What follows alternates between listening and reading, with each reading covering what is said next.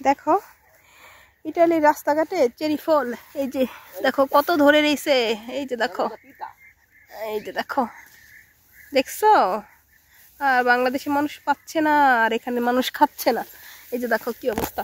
ওই যে দেখো আরেকটা গাছে কি পরিমাণ ধরছে, দেখো, এই যে দেখো, দেখো দেখো। কিন্তু এগুলো তোমার দোকান থেকে কিনতে গেলে প্রায় 800 টাকা কিলো।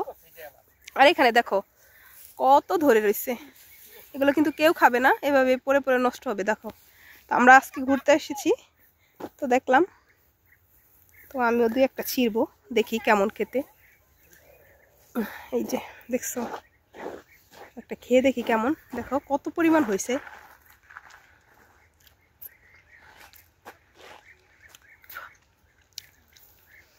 মোটামুটি বেশি একটা ভালো না, কিন্তু দেখো কি পরিমাণ ধরছে, দেখছো ফলগুলা।